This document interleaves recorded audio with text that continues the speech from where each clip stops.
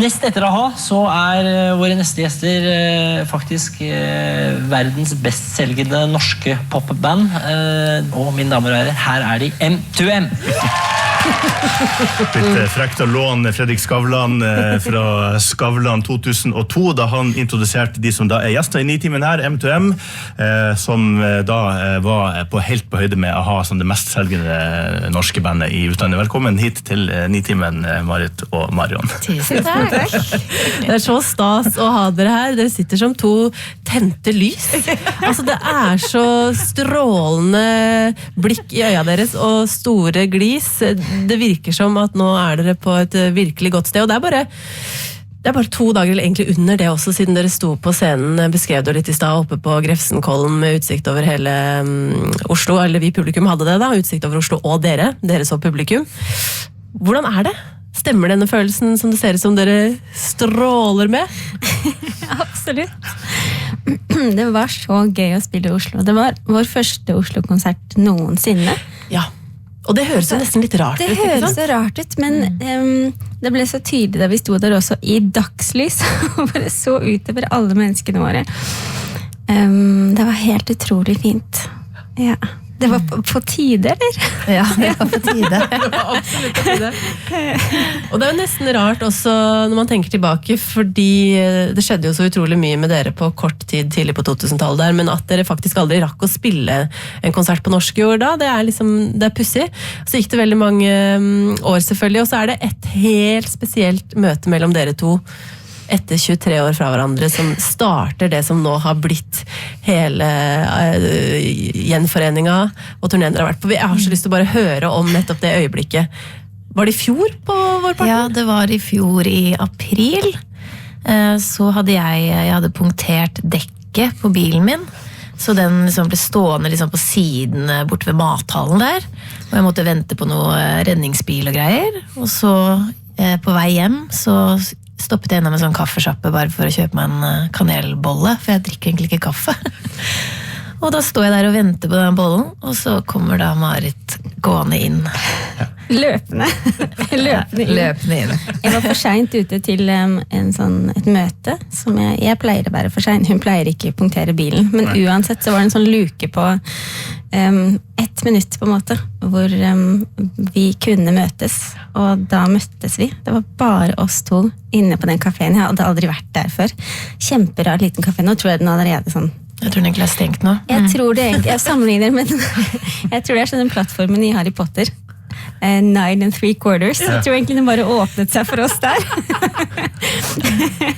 Og så sto vi så nærme. Det var sånn universets humoristiske sans. Et eller annet merkelig. Og så bare kjente jeg sånn, jeg klarer ikke gå. Jeg kan ikke gå. Så sa jeg sånn, det nå vi skal ta den kaffen eller noe? Men det var jo ikke der, fordi jeg måtte jo løpe videre, så klart. Jeg var allerede sent ute. Så inviterte Marion meg hjem på kjøkkenet sitt 2 dager etterpå. Jeg visste ikke hvor vi visste ikke hvor vi bodde en gang. Så satt vi der på kjøkkenet i 5 timer og snakket. Ja, det var mye vi skulle gå gjennom. Det var så heftig. Det var sånn, hvor søstera di? Hvordan går det med mammaen din? Altså, det var mye. Men det det som så rart, og fordi siden det 23 år, så det som vi fortsatt ikke på en måte egentlig catch up, fordi det så mye at vi sånn, nå tar vi det sånn i små etapper når vi står i, altså, det mye kø. Når vi står i kø på flyplasser. Hvem var han eksen din? Ja, men vi må gå gjennom alt. Det så mye i loggen vi ikke har.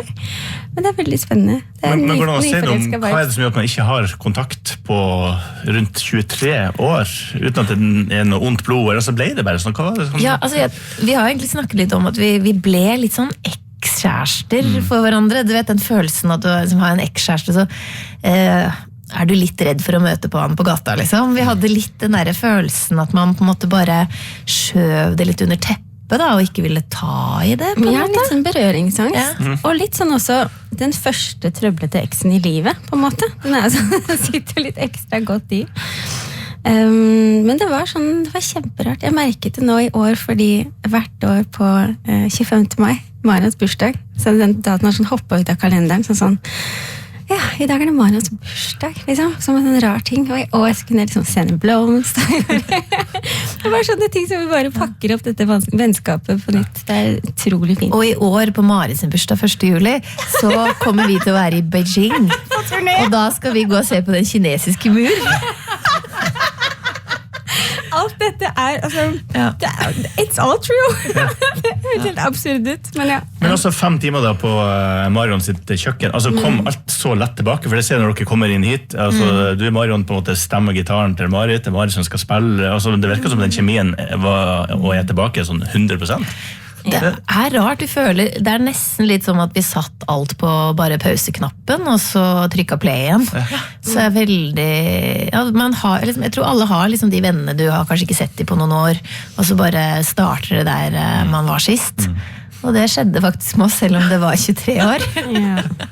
Men tilbake igjen på den der kaféen, fordi i hvert fall hvis jeg da skal oppriktig sammenligne det med den der første eksen, da får man faktisk også litt sånn vondt i magen når man ser hverandre brått og plutselig. Var det også litt sånn, følelses, at dere kjente den traff litt i det kaffemøtet der?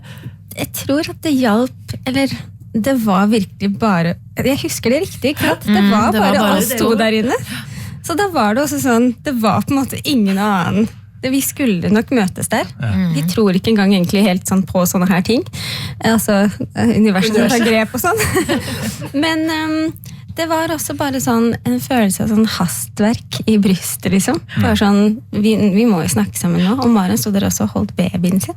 Ja. Jeg var jo mammaperm, så det var derfor jeg måtte komme på mitt kjøkken. Men utrolig rart bare hvor mange, sånn det jo for mange barndomsvenner da, at man går glipp av masse milepæler i hverandres liv. Men det var så fint, det var akkurat som vi bare pangstartet det. Så sendte jeg melding til Marion på vei ut døra, da, fordi jeg måtte løpe. Bare sånn, dette fortsatt nummeret ditt? Svarte med en gang. Jeg bare, yes! Det var ikke noe hard to get. Det var veldig bra. Men hvor lang tid etter denne, altså det andre møtet, 5 timer på kjøkkenet til Marion, praten går som aldri før, hvor lang tid tar det da før dere får tanken, skal vi ikke bare kjøre på hjem? Trykke play-knappen, booke oss en Asia-turné. Gå for det. Altså det var vel en tanke som skjedde når Marit da var på vei ut døra av leiligheten min etter vi hadde pratet i 5 timer. Så så vi på hverandre, og så var det bare sånn, ja, vi gjør det. Det nå, vi gjør det. Så det gikk fort. Følelse. Ja. Jeg løp ned i trappene der. Det var sånn kjempefint trappeoppgang. Bare, shit nå, dette her, det begynnelsen på noe, liksom? Det var sånn virkelig en sterk følelse der. Så det noen filmatisk opplevelse, tydeligvis. Ok, dere skal få lov til å nå skal ikke bare universet ta grep, nå skal du, Marit, ta grep. Dere skal synge i lag, gitaren ligger der borte, så en bitteliten sideforskyvning her når MTM flytter seg fra studioet sitt bord til, ja, det ikke en barkrakk engang, en liten pianokrakk som du har sett på der borte. Gitaren den går på, vi skal få høre en god gammel klassiker på direkten, og der hadde deres første festivaljobb på norsk landejord. På onsdag så spiller dere nå for hele det norske folk, direkte på radio. Scenen deres M2M. Got introduced to you by a friend. You were cute and all that, baby, you set the trend. Yes, you did, oh. The next thing I know, we're down at the cinema. Sitting there, you start kissing me. What's that about? You're moving too fast, I don't understand you. I'm not ready yet, baby, I can't pretend. I know I can't. The best I can do is tell you to talk to me. It's possible, eventual, love will find a way. Love will find a way. Don't say you love me, you don't even know me.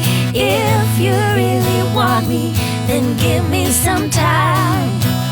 Don't go there, baby, not before I'm ready. Don't say your heart's in a hurry. It's not like we're gonna get married. Give me some time, baby. Hey. And here's how I play. Here's where you stand. here's what to prove to get any further than where it's been. And I'll make it clear, I'm not gonna tell you twice. Take it slow, you keep pushing me. You're pushing me away. Pushing me away. Don't say you love me. You don't even know me. If you really want me, then give me some time. Don't go there, baby. Not before I'm ready. Don't say your heart's in a hurry. It's not like we're gonna get married. Give me some time. Ooh. Na na na na na na na na na na na. Ooh. Na na na na na na na na na na. Don't say you love me. You don't even know me, baby. Baby, don't say you love me, baby. If you want me, then give me some time. Give me some time. Don't go there, baby, not before I'm ready. Don't say your heart's in a hurry. It's not like we're gonna get married. Give me. Don't say you love me. You don't even know me. If you really want me, then give me some time. Give me some time. Don't go there, baby, not before I'm ready. Don't say your heart's in a hurry. It's not like we're gonna get married. Give me some time. Ja, det helt enormt herlig å ha M2M tilbake. Bare komme tilbake til bordet der dere satt også. Man kan jo bare ta en melding fra Jenny her, som på en måte sier det meste. God morgen, kjære dere. Så utrolig koselig å høre på gjenforeningshistorien til Marit og Marion. Det ordentlig varm om hjertet. Lykke til videre, skriver Jenny. Takk for det. Så koselig. Ja, det var et eller annet med den historien dere fortalte, og det å se dere her, og den gleden dere har når dere spiller sammen, det må være artig for dere også å kjenne at det føles ekte. Veldig. Det er så stort. Ja. Vi er veldig fnisete, sånn generelt. Nyforelsket vibes. Her er det noen andre som også skriver at de har fått frysning her. Det blir tatt tilbake til ungdomstid. Det er jo skjedagen 1000 ganger bedre hilsen en M2M Blod-fan. Yes. Men det er jo også morsomt å høre nåtidsversjonen av historien bak Don't Say You Love Me, slo det meg. Ja. Låta vi akkurat nå fikk. Ja. Hva kan dere huske fra da dere skrev den? Ja, altså jeg hadde jo Vi var jo 14-15 år, og jeg hadde min første kjæreste som sa at han elsket meg, og jeg syntes det var litt ekkelt. Og da var liksom titelideen sånn Don't Say You Love Me. Da kom den ideen. Og så, ja. Maren har alltid hatt veldig sterkt titelgame. Jeg tror du har sånn vært måte kjernen bak nesten alle M2M-låtene. Det er veldig gøy med den låta også, fordi det var den første singelen vår. Det var jo den som forandret alt. På en måte, sånn virkelig over natta. Det var veldig mange som hadde hauset opp og sånn forespeile hva som kunne skje når den ble sluppet og sånn, siden det var som amerikansk plateselskap og 22 land samtidig og sånn. Men det var virkelig sånn fra ingenting til alt da. Så den blir jo sånn, det er sånn høytidsstemning hver gang vi spiller den. Nå spiller vi den til slutt også. Nå har vi akkurat vært på lang turné i Sørøst-Asia. Og når vi spiller den der, så er det sånn, folk synger så høyt. Kan alle ordene, og bare, det er virkelig sånn, det er helt absurd. Ja. Vi har vært helt stille i 23 år. Og de har bare holdt alle de sangene her i livet. Ja. Og de sang høyt på over Oslo, altså. Ja, det gjorde det. Og det er så gøy med på en måte, alle de adlibsene som kom. Og de kan bare alt, liksom alle babyer og ord. Og, Øystein skriver Pokémon-sangen jo. ikke sant? Så folk har jo sikkert masse minner knyttet til mye mer enn bare låten, altså en hel oppvekst eller barndom eller ungdom eller hva det måtte være. Dette var gåsehud. Det er masse fine meldinger. Og nå er vi allerede liksom, for vi tenkte litt at vi skulle være litt en liten sånn tidsmaskin før vi etter hvert også selvfølgelig skal få høre om eventyret med Asia-turneren og så videre. Men vi har jo gravd litt i arkivene. funnet diverse ting. Det ligger ganske mye gull fra tidlig 2000-tall. Men i dette klippet, Knut, skal vi ta en tur til London. Ja, Jostein Pedersen som jobbet for NRK da var en slags popkulturkorrespondent i London. Det hadde gjort en eller annen ganske sånn stor lanseringsgreie med noen radiokanaler. Det ble liksom sagt at til og med foreldrene deres måtte gi fra seg plassene fordi at pressefolk og bransjefolk skulle få plass. Så vi kan høre på hva Jostein Pedersen rapporterte da. Ja, og spiss øra litt ekstra, for det på en måte litt sånn telefonaktig lyd, så vi får virkelig tidsmaskinfølelsen her. Men hør nøye etter. Vi gamle. Det gamle der, dere. Mye tyder på at Lørenskog-jentene kommet for å bli. De mest innflytelsesrike mediefolkene var til stede og likte hva de så og hørte. De var meget begeistret og fremhevet jentenes naturlighet og ærlighet kombinert med fengende melodier. Og ærlige, det de. Fra scenen så forteller de om en tidligere venninne som stakk av med Marions kjæreste. I'm gonna sing a song called Don't Mess With My Love. And this song is dedicated to an ex-girlfriend of mine. She's a real bitch and she's had sex with her boyfriend. But we didn't like that much, so we wrote a song about it.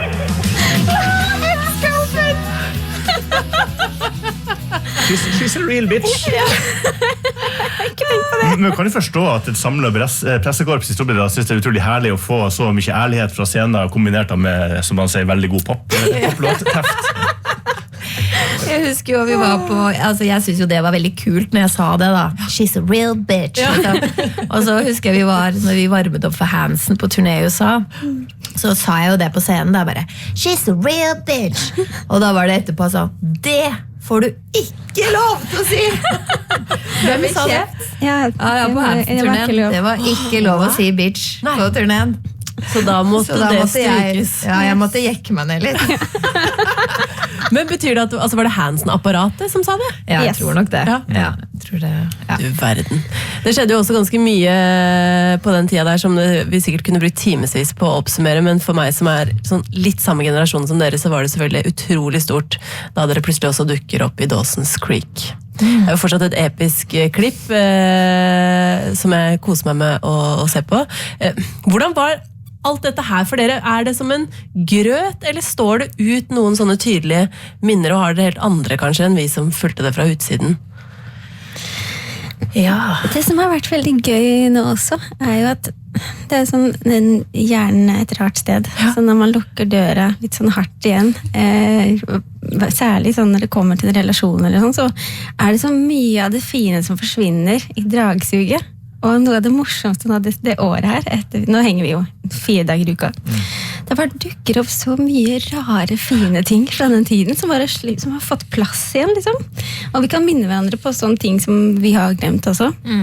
Fylle inn hverandres blanks, på en måte. Det skikkelig, skikkelig fint. Og Dawson's Creek var jo veldig, det var veldig gøy. Husker vi. Vi var superfans, det var ekte stort. Og det var også et eksempel på sånn, en ting vi gjorde der, var folk på vår alder. Ikke sant? Vi hang nesten bare med voksne. Ja, så vi satt i sminkestolen med Katie Holmes og Michelle Williams, og de var jo på vår alder. Vi koset oss for å ha jenter på vår alder. Det har bare blitt mega skuespiller etterpå. Welcome to the creek, you guys, sa Katie Holmes. Vi bare... Men var det noe, hva vi skal kalle det, stress eller følelse av møst seg selv oppi det hele? Det får man jo liksom ofte når man ser dokumentarer eller filmer om artister, at det liksom et apparat som pusher på, man reiser jorda rundt, og man vet nesten ikke hvor man og det tidsforskjell og sånn. Det også noe av det som setter igjen? Ja, masse. Jeg får nesten litt sånn gåsehud når du sa det, fordi det var absolutt 100% sånn. Det var alt for mye for så unge jenter. Jeg tror vi mistet oss selv og hverandre. Litt sånn parallelt. Det var det som gikk så innmari skeis, og det det som så fint nå, med å kjenne at det bare siden vi går så langt tilbake også, så det jo som å få tilbake en sånn, det jo faktisk bare sånn på ekte for å skryte, bare vi to som har opplevd det vi opplevde.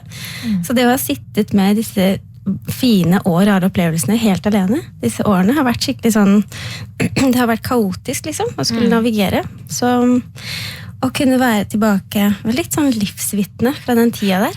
Å kunne bare ha det tilbake, det skikkelig fint. Det var gåsehud det du sa det, for jeg satt akkurat og tenkte også at det jo virkelig sånn, dere jo både hverandres livs- og tidsvitne, altså virkelig til en tid hvor dere det bare dere to som var med og var igjennom alt det, og nå dere gjenforent, og det jo så fint å ha dere her. Jeg bare fikk lyst til å lese opp en fin melding fra Roar, fordi han sitter akkurat nå i sola under blå himmel, skuer utover Tvedestrandfjorden, fuglene synger vakkert. 9-timen står på, men det skjedde altså noe når Marit og Marion gikk på direkten med vakker akustisk versjon av Don't Say You Love Me. Hagesangeren sang med, og den traff mange av tonene, og følelsen av et lite kor i bakgrunnen var til stede, så her har det skjedd filmatiske ting for lytterne også. Fantastisk. Det universet. Ja, det det. Universet. Vi hører litt mer musikk fra nettopp dere før vi fortsetter praten, for vi må jo selvfølgelig også være med dere en liten tur over til Asia, hvor dere har brukt våren på turné for utsolgte storstadioner. Så bare bli værende. M2M her i 9-timen, de også gjester hos oss i dag, har spilt live. Bare for å ta det her var vel en 2025-innspillinga av denne låta. Nei. Var det ikke det? Det var originalen. Det skal sies at det ble jobbet på bakrommet for å få 2025-versjonen inn, men den så ny at den ikke lå inne i systemene Nei, våre. for da jeg skulle si nett inn spørsmålet, altså, det sånn at dere kunne finne på å lage ny musikk?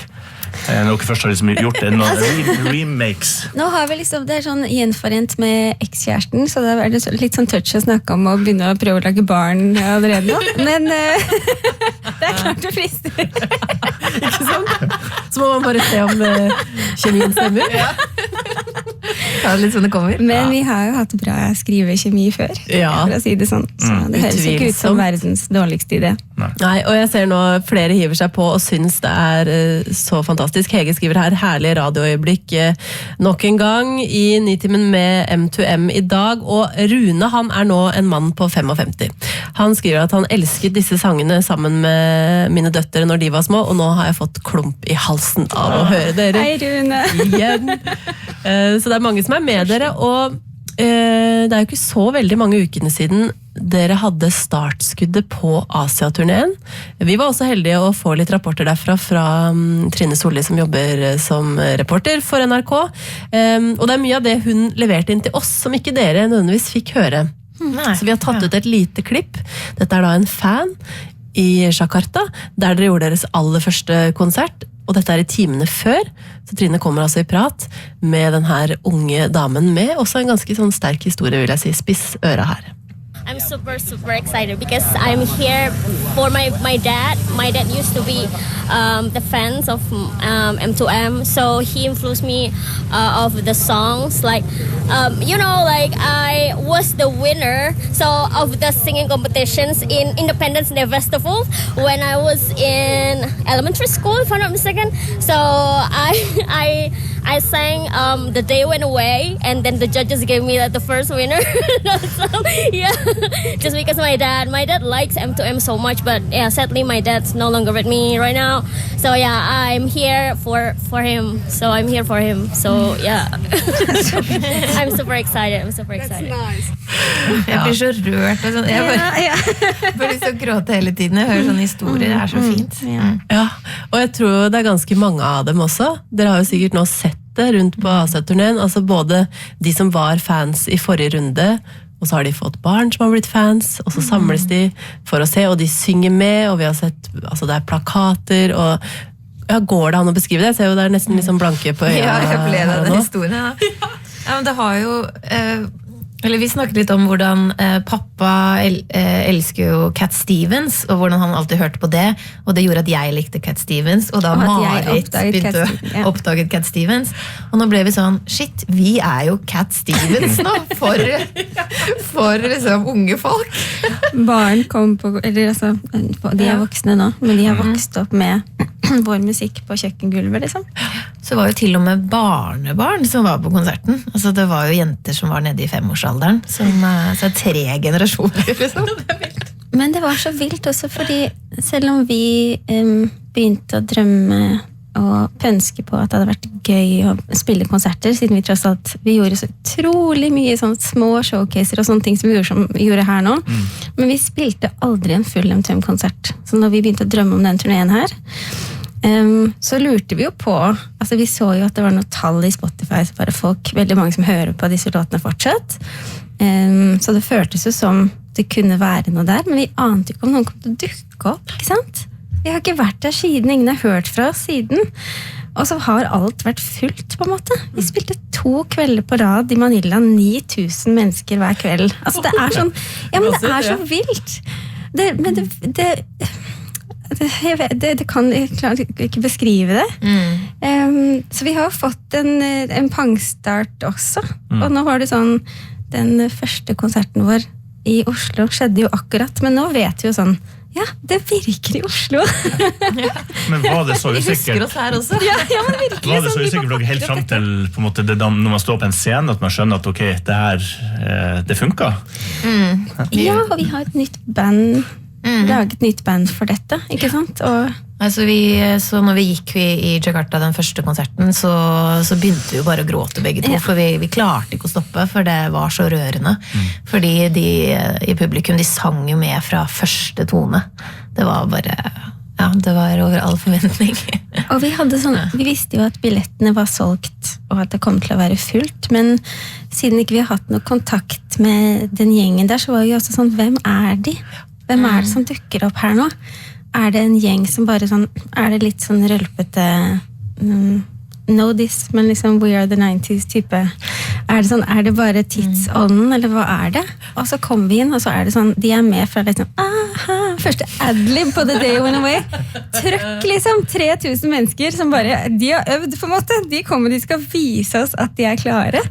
Jeg får fortsatt sånn, det bare, jeg kjenner det fortsatt i magen. Det var så drøyt. Altså, som låtskrivere, man kan vel nesten ikke få en større gave enn det der, etter så mange år også, og ut og møte publikum.